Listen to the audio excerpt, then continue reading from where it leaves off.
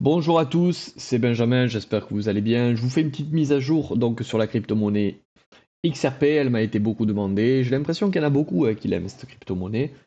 On va parler comme d'habitude ici, pas de fondamental, ok? Chacun se fait son avis, vous pouvez en débattre en commentaire, rester respectueux, ok? Je suis pas pour le tribalisme, j'en ai rien à cirer. Moi je suis là pour analyser les graphiques, chacun se fait son propre avis sur cette crypto-monnaie. Je vais en parler pour l'investisseur, ok?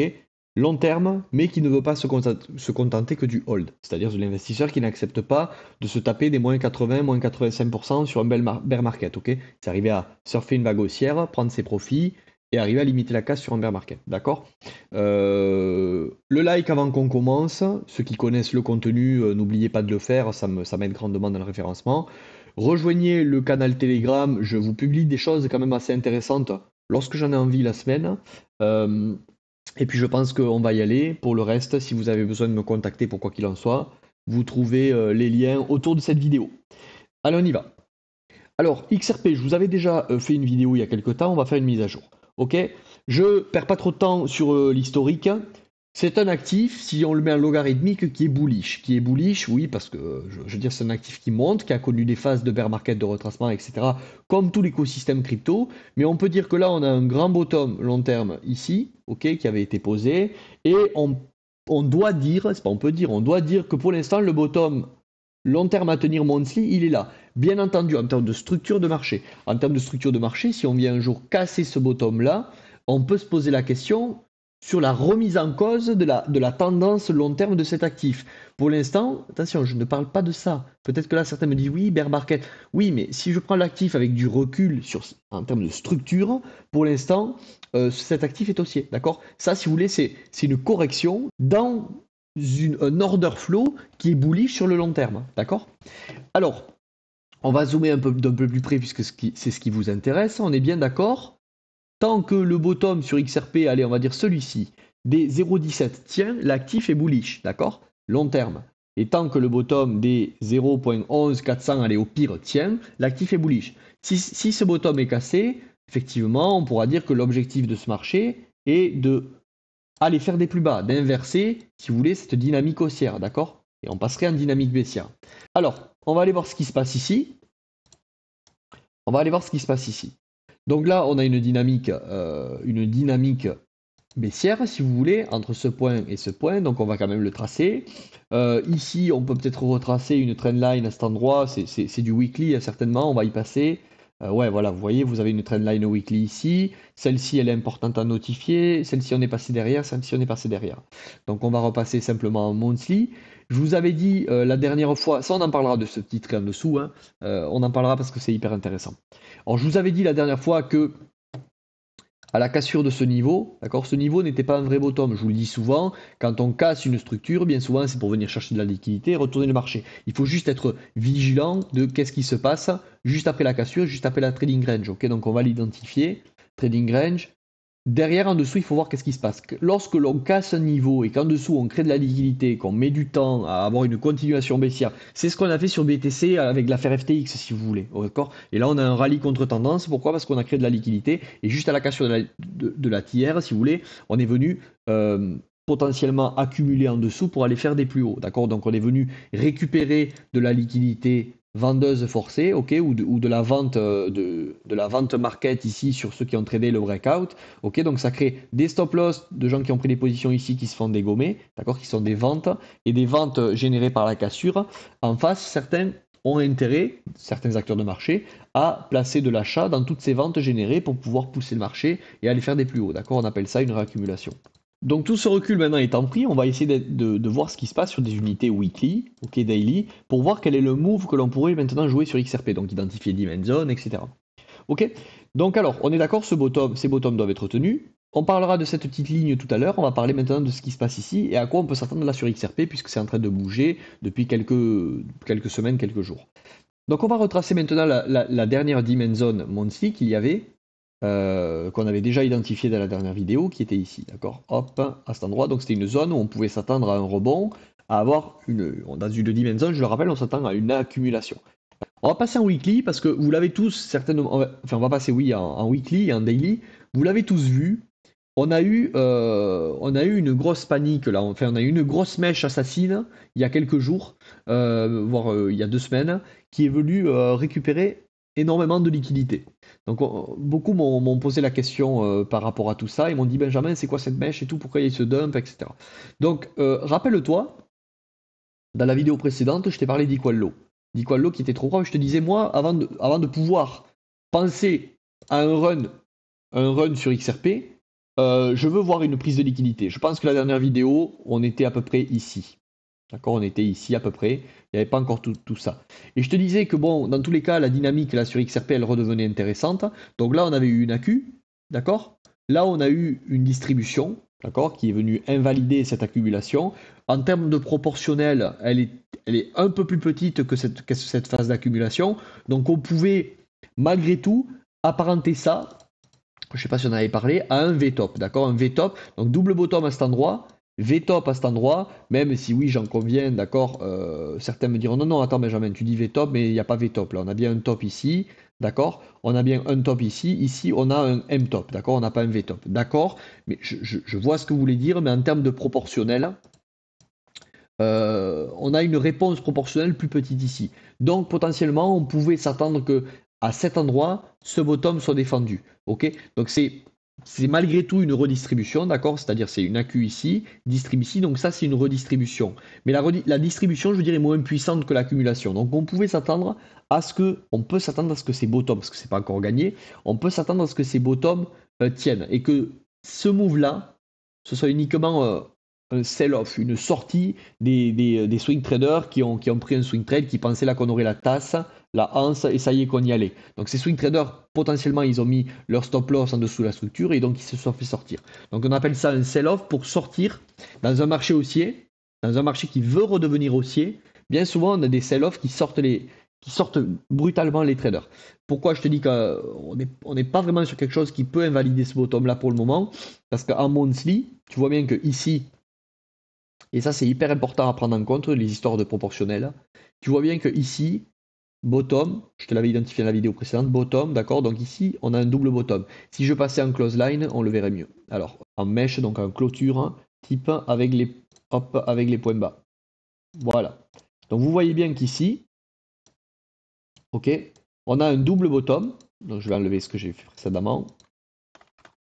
Voilà. Vous voyez bien que là, on a eu défense, défense, donc boum, boum, boum. Et ici, boum, sell-off, d'accord, V-top. Donc on a répondu à tac, tac, tac par un V-top. D'accord, on est bien d'accord, hein. Donc pour qu'on puisse poursuivre. Donc ça, c'est bon. Donc oui, en weekly, on a bien quelque chose de proportionnellement moins important par rapport à ce retournement haussier ici. Donc c'est potentiellement pour ça que l'on a tenu. Alors, je vous disais malgré tout dans la vidéo précédente qu'il y avait sur ce marché beaucoup trop d'equal low à mon goût. Les equal low, ce sont des bottoms trop propres et qu'avant un run haussier, il faudrait qu'on ait une prise de liquidité. Alors on va reprendre ce que j'ai dit précédemment, il faut assumer, j'avais parlé des equal low ici, d'accord? C'est pas pour autant gagner, hein, je vous préviens, c'est pas pour autant gagner. On a des equal low ici et on avait surtout des beaux equal low ici. Ok? Ok. Donc ça veut dire que là, depuis, et même ça a été inquiété, tu vois, on va quand même tracer ce petit trait. Même ce bottom, oui, il a été pris. Alors il faudrait voir sur les autres exchanges. Alors, qu'est-ce que j'entends par là? J'entends par là que le move que l'on a eu, alors je vais vous donner le jour exact, c'était le 2 janvier 2023, ouais, à la rentrée, je me souviens. Donc le 2 janvier 2023, d'accord, le marché, il est venu sanctionner tous les traders qui ont pris des positions dans cette consolidation depuis le 11 juillet 2022, d'accord, on n'avait pas inquiété ce bottom. Donc on est en train ici, hop, double bottom. Des gens qui ont pris le trade. Comme je vous disais tout à l'heure, qui ont pris le trade dans cette anse de la tasse et anse, se sont fait sortir avec cette bougie. Cette bougie, elle est venue encore une fois, comme par hasard, pile poil s'arrêter au-dessus de ce niveau. Le beau support parfait pour se dire ok, double bottom, on distribue, ça retient ici rebond, on revient à cet endroit. D'autres traders qui prennent vraiment. En gros, ce que je veux te dire par là, c'est qu'il y a énormément de sous-traders certainement qui ont pris des positions depuis ici et qui avaient les stop loss en dessous de cet equal low, c'est-à-dire du niveau des en dessous du niveau des 0.31233, ok, sur Bitstamp. Cette mèche, elle est venue prendre toute la liquidité de ces swing traders-là, et je le rappelle, ce sont des ordres de vente forcés au marché. Quand on a eu cette mèche panique, certainement, qui a été quand même assez subite, hein, on le verrait en H4, hein, on a vraiment eu une descente ici, il y a eu aussi des panic sells. Je vous le rappelle, quand il y a des panic sells, c'est des ventes. Donc, énormément de liquidités vendeuses ont été capturées ici, et certaines personnes, ou certains acteurs de marché, ont mis des achats, d'accord, dans cet endroit. Et c'est pour ça que l'on a ce rallye haussier là. D'accord, on m'en a parlé, je vous donne l'explication. On revient ici, en plus d'avoir du coup pris cet equal low, en plus d'avoir pris cet equal low ici, on est venu aussi sur Bitstamp, il faudrait voir sur les autres exchanges, je vous laisse le vérifier. On est venu prendre la liquidité, tac, tu le vois ici, on a méché de ce niveau. D'accord? Donc on est vraiment venu racler beaucoup de liquidités, beaucoup de stops, etc. Et c'est pour ça là qu'on a ce retour haussier. Alors maintenant, cet equal low n'est pas touché pour l'instant, d'accord? Très peu de traders certainement ont réussi à le capturer tout ça, d'accord? Donc certains se positionnent peut-être maintenant par ici et se couvrent sous cette mèche, d'accord? J'en ai parlé à quelqu'un, je ne sais plus où, sur Telegram, je lui ai dit attention, ce move, tout le monde l'a vu, beaucoup de gens commencent à comprendre les concepts de liquidité. Ne pensez pas qu'il faut mettre la maison maintenant sur XRP, d'accord? Ça ne veut pas dire qu'on va avoir un run haussier, on va parler du run haussier que l'on pourrait avoir, et d'ailleurs qui a commencé à démarrer. Ne pensez pas qu'ici, ça veut dire ça y est, ça c'était la mèche ultime, the bottom ultime, je vais pouvoir tranquillement maintenant faire ainsi, c'est-à-dire sur XRP, je vous mets ça, mais c'est pour la schématique. Je vais pouvoir prendre une position par ici. Je me mets sous cette mèche. D'ailleurs, c'était la dernière chasse à liquidité. C'est the bottom ultime. D'accord? Et je vais pouvoir aller targeter, ça y est, un minimum là, to the moon. Allez, on y va sur XRP. Ne rêvez pas. Je pense que ce move si facile n'existera pas. Par contre, est-ce qu'on peut avoir un run haussier là maintenant? On a quand même, oui, une prise de liquidité majeure. Qui dit prise de liquidité majeure dit que le marché a récupéré du gaz, quoi, récupérer du gaz pour pourquoi pas aller faire des plus hauts. Alors les plus hauts, on va les regarder ensemble jusqu'à où on pourrait aller, mais je voulais voilà, vous faire une prévention sur ça. Faites attention, oui, on a vraiment pété beaucoup de niveaux depuis, comme je vous disais tout à l'heure, depuis juillet, voire juin 2022, c'est ça que je vous disais? Ouais, voilà. Depuis juin 2022, là, ici, on a récupéré beaucoup de liquidités, mais il en reste plus bas. Et on parlera tout à l'heure de ce niveau en dessous en pointillé, d'accord? The order, the ultimate order, ok? Je vais vous expliquer ce que je fais moi avec ça. Hop, ok. Donc ça on en parlera tout à l'heure. Il faudrait, pour qu'on aille faire des plus hauts, que l'on vienne clôturer en weekly au-dessus des 0. Hop, neutral. Des 0.41 d'accord? Pourquoi? Parce que ça voudra dire que idem à la cassure ici, ok? On est venu juste en dessous, tac, prise de liquidité, d'accord? Et shift de la structure en weekly. Donc pour l'instant, on ne l'a pas shifté la structure. La semaine précédente, on est venu à cet endroit, au ras. Au passage, on a créé des jolis equal high à cet endroit, ok, qu'on est venu prendre là en ce début de semaine, ça y est. Certains, certainement, encore une fois, se sont dit, ok, résistance ici, on bloque. Hop, boum, on est venu prendre la liquidité. Donc cette semaine va être importante là pour XRP, d'accord? Il faudrait en weekly, un gros signal, ça serait vraiment qu'on clôture au-dessus des 0.41 832. Ça voudrait vraiment dire que là, on récupère à nouveau une dynamique bullish qui serait une continuité de ce qu'on avait ici, malgré ce sell-off que l'on a eu ici, d'accord? Je vous ai résumé le tout. Mais gardez en tête que sous cette mèche, à tout moment, hein, et ça serait bien même qu'on le fasse avant. Alors, maintenant, on va voir les scénarios. Les scénarios qu'on pourrait avoir maintenant, c'est un rallye haussier, ok? Un retour ici, comme sur BTC, ça fait un moment que je vous en parle, que quand c'est trop trivial, que ça va casser, qu'on va au 10-12 000 sur BTC, on pouvait s'attendre à avoir un contre-rallye, un rallye de contre-tendance sur l'automne, l'hiver. Bon, j'avais dit automne maintenant, mais ça a l'air de se passer maintenant. Excusez-moi. On pourrait avoir un rallye de contre-tendance pour piéger tout le monde, et une fois que tout le monde va dire ça y est, bull market, boum, ok, on revient plus bas sur toutes les cryptos, BTC, Ether, XRP. Donc gardez en tête que, en fait c'est ça, il faut toujours garder en tête, c'est pas, il faut pas prévoir. Il faut anticiper des scénarios grâce à l'analyse technique pour pouvoir gérer un risque dans l'instant présent et se positionner. Par contre, on ne peut pas prévoir. Le marché, il fera ce qu'il veut. Il faut bien que cette nuance, vous la compreniez, hein. Je le répète souvent, mais je le dis pour les nouveaux. Donc on garde en tête qu'il y a ces equal low. Ça, The Ultimate Order, je vais vous dire pourquoi. Mais malgré tout, si on clôture voilà, au-dessus des 0.41832, c'est bullish. D'autant plus qu'en daily, celui qui veut prendre un trade un peu plus tôt, moi je l'ai fait, vous le savez, à XRP je le trade beaucoup. Le signal en daily, le shift de la structure, on l'avait déjà ici. Je vous dis souvent, moi j'aime pas trop attendre les confirmations. J'aime bien descendre en UT pour augmenter mon RR et prendre les mouvements à la source.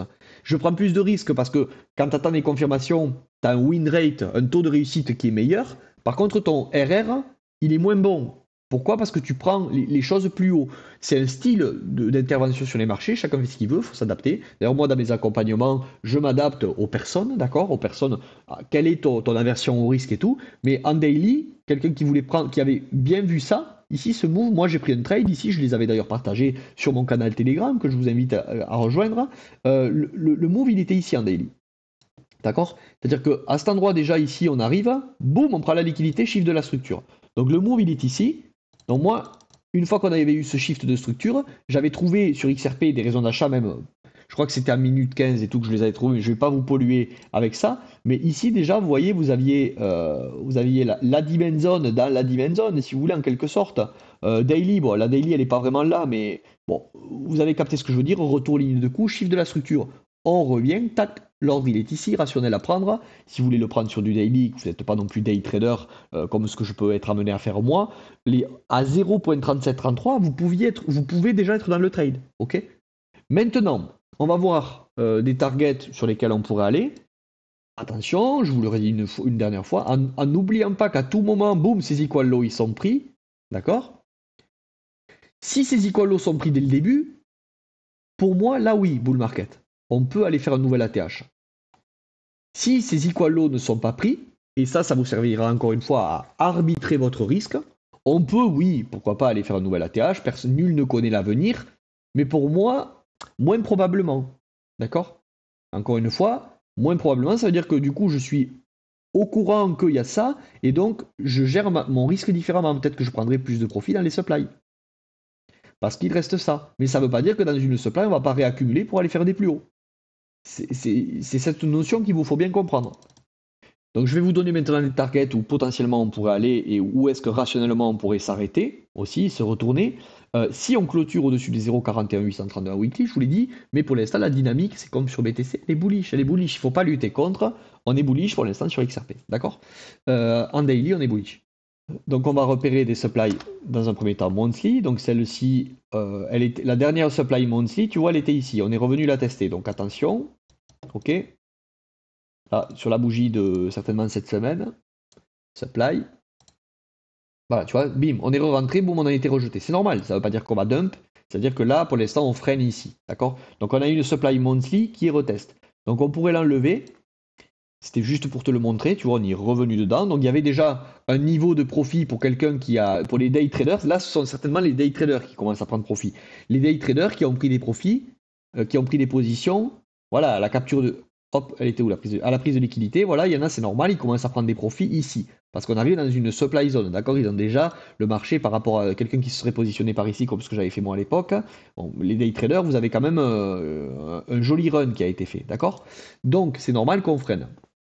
Donc c'était pour te le montrer. On va essayer d'identifier à l'intérieur de cette supply zone monthly, on va essayer d'identifier une supply weekly. Donc un niveau où on pourrait être rejeté, c'est ici, tu vois, tac, un peu plus haut. Donc le niveau des 0.4450. Voilà, on va mettre TP1 pour que tu puisses le regarder, pour que tu puisses l'identifier. 0.4455, attention, des raisons pour lesquelles on pourrait se retourner. Est-ce que ça veut dire qu'on va le faire? Non. Potentiellement, on se dérisque ici, d'accord? Ceux qui veulent se dérisquer. Mais tu vas me dire, ouais, mais tu m'as dit qu'on attendait une clôture à 0,42 de 254 et déjà 0,44. Oui, c'est pour ça que je te dis que moi je suis plus friand d'arriver à prendre les débuts de mouvement en baissant dans les UT, parce que oui, tu prends moins de risques quand tu attends plus de confirmation, mais souvent quand tu attends trop de confirmation, tu arrives dans des endroits où on peut se retourner. Donc l'un dans l'autre, les deux styles de trading s'opposent. Mais c'est pas parce qu'on est dans une supply, encore une fois, qu'on peut pas avoir un truc comme ça, hop, réaccumulation, et on va faire des plus hauts. D'accord? Il faudra, dans l'instant présent, arriver à étudier ce que nous fait le prix. Moi, je suis là juste pour vous donner les supplies. Ok? Donc ici, ça passe ou ça casse. La monthly, on va l'enlever, d'accord? Puisqu'elle a été retest. On attend TP1 ici. TP2, où on pourrait aller éventuellement. Et après, on parlera de ce The Ultimate Order en dessous, hein, avec l'equal low, donc que je vous ai répertorié. TP2, bon, mais tu l'as ici, hein, supply rationnel où on pourrait revenir. Ça ferait de la confluence, pourquoi pas, avec la trendline. On pourrait venir mourir dans cette zone aussi avant de se retourner. Pourquoi? Parce qu'il reste des equal low en dessous, d'accord? TP2, donc on peut imaginer l'entrée de la supply zone. Enfin, je vous dis pas de prendre le TP ici, je vous dis que c'est l'entrée de la supply zone. Il y en a qui prennent des TP sur une entrée supply zone, TP2, 0.69, 454. Et ici, éventuellement, alors là, vous le notez ou pas, hein, je ne veux pas vous donner de l'opium, on va dire TP final pour moi, hein, je vais vous marquer TP final. Si on va ici, pour moi on peut avoir un run comme ça, mais comme il y a les equal low en dessous et the ulti border, ici ça sera un TP quasiment final pour moi. D'accord? Sur mon bag de swing investissement, de swing trading, d'accord? Sur mon investissement, mon bag investissement, moi j'ai des XRP d'investissement que j'ai acheté il y a un petit moment, ok? Mais eux, c'est plus sur de l'investissement long terme, je les vendrai que sur un éventuel prochain ATH. C'est pas un bag de spéculation celui-là. D'accord? Donc TP total ici, les 0.9440, d'accord? Et on peut bien sûr, ça c'est pour ceux qui veulent exécuter en limite, mais on peut bien sûr aller dans ces zones, hop, faire une distribution, et en fonction de ce qu'on voit qui se dessine, arbitrer plus ou moins le TP, d'accord? C'est vous qui voyez. Si moi ici je vois un genre de grosse prise de liquidité, bon ben, moi dans tous les cas je n'exécute pas juste sur des retests, hein. J'exécute sur en plus de ça la lecture de prix sur ce que je vois. C'est-à-dire que sur le retest, moi je vais pas mettre un TP total à l'entrée de la zone. Je vais plutôt aller voir ce qui se passe en zone, et quand je vais voir le prise de liquidité chiffre de la structure, c'est là que je vais chercher à sortir de ma position. D'accord? Ça dépend de mon humeur, ça dépend de l'actif, ça dépend de plein de choses. Donc je vous ai donné les zones de vente, et on va maintenant terminer la vidéo. Donc les zones de vente, c'est les zones où on pourrait, encore une fois, ralentir, et les zones où il est bon d'arbitrer son risque. Après, chacun fait ce qu'il veut. La quantité à vendre, combien, ça dépend de ta vie, de comment t'exposer, de ce que tu veux faire dans les cryptos. À quel moment, est-ce que tu as besoin de l'argent de suite, ou est-ce que tu es un peu plus greedy et tu veux prendre des risques un peu plus importants pour aller chercher des targets plus hautes. Ok? Encore une fois, l'analyse technique ne sert pas à prévoir, elle sert à anticiper des scénarios pour arbitrer son risque dans l'instant présent. Je sais, je me répète, mais c'est important, et je vous le martèle parce que c'est pas ce qu'on vous dit ailleurs. Alors, The Ultimate Order, et je vais vous dire, je vais conclure. Purée, mais j'ai du mal aujourd'hui, hein. Je vais conclure la vidéo avec ça.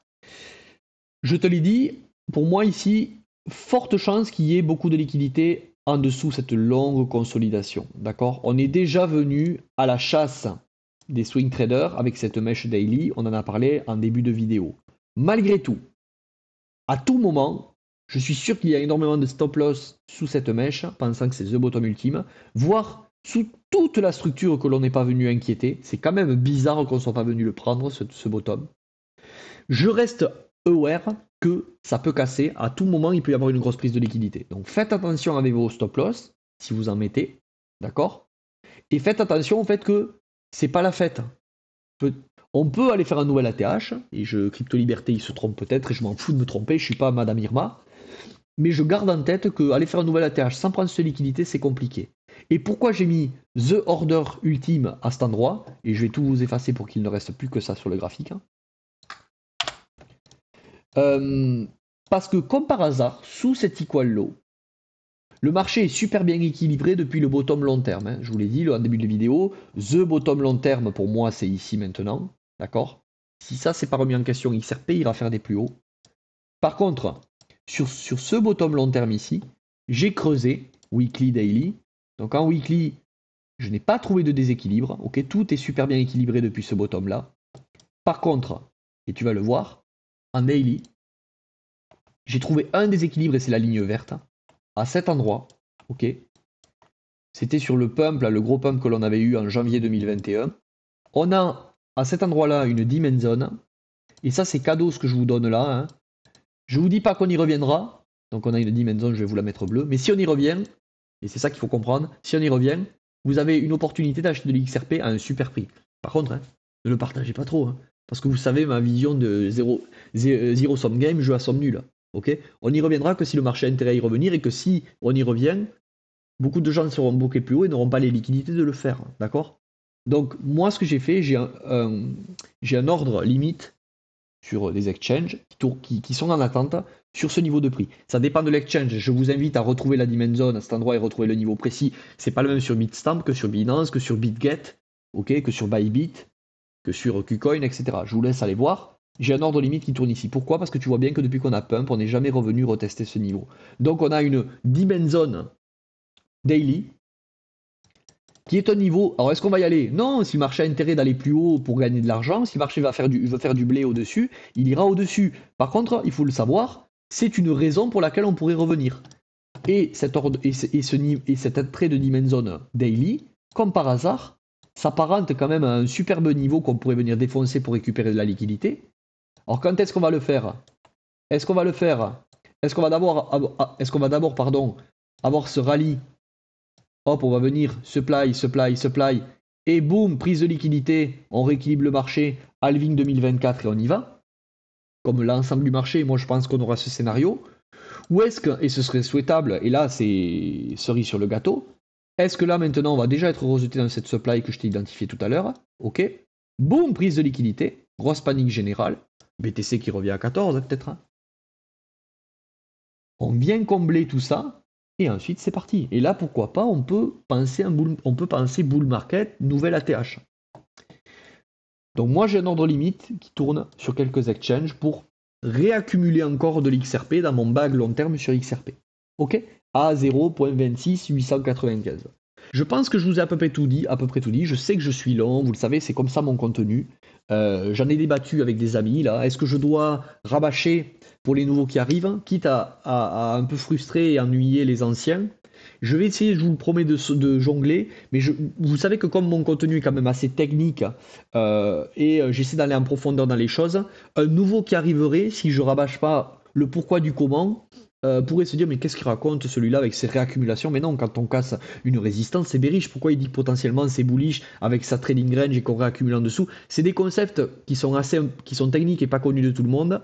Et bon, après ça c'est qu'une question de qu'est-ce que vont penser les gens de moi. Mais c'est vrai qu'il est arrivé sur d'autres chaînes où des fois je suis publié, il y a des personnes qui me publient sur leur chaîne, d'avoir des gens qui comprennent pas pourquoi quand on casse un niveau de support, il y a certaines personnes qui comprennent pas pourquoi je disais que c'était bullish. Et parce qu'ils n'ont pas compris cette notion encore de réaccumulation sous une trading range et de smart money concept. C'est souvent des gens qui sont attachés à support, résistance, triangle, ta séance, RSI, Ishimoku, etc.